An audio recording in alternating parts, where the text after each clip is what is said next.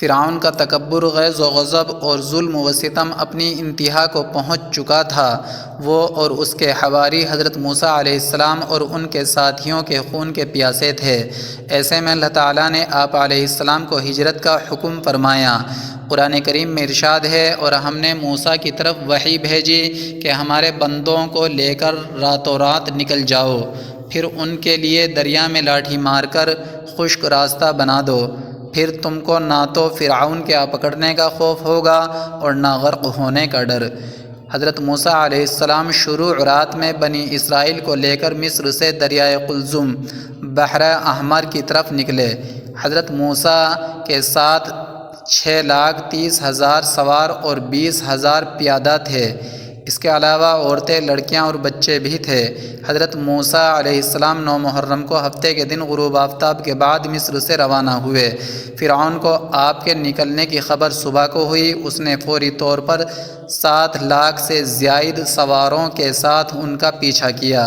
جب بنی اسرائیل نے اپنے پیچھے فرعون کے فوجی سیلاب کو اور آگے بکھری موجوں کو دیکھا تو گھبرا اٹھے۔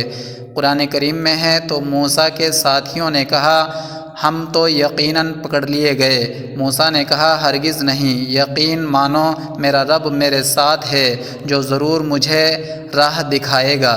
ہم نے موسیٰ کی طرف وحی بھیجی کہ دریا پر اپنی لاٹھی مارو۔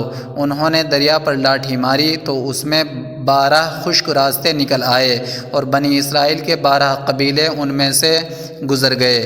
لشکر فرعون یہ حیرت ناک منظر دیکھ کر سہم گیا۔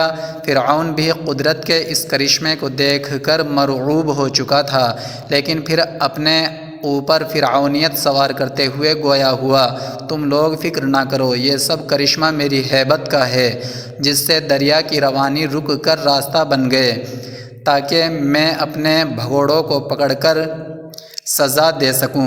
یہ کہہ کر وہ آگے بڑھا اور اپنا گھوڑا دریا میں ڈال دیا اور لشکر کو پیچھے آنے کا حکم دیا۔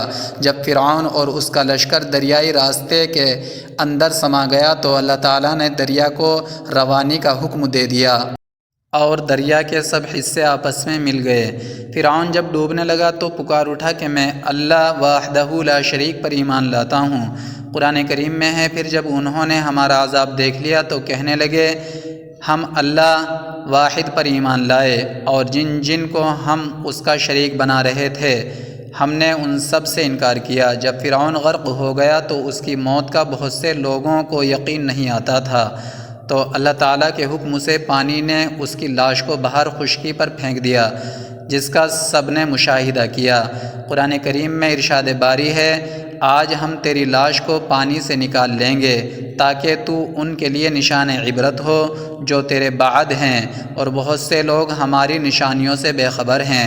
آج بھی فرعون من فتح ثانی کے حنوط شدہ لاش عبرت کا نشان بنی مصر کے عجائب خانے میں محفوظ ہے۔ دوستوں، آپ ہمارے چینل کو سبسکرائب کریں، ویڈیو کو لائک اور شیئر کریں۔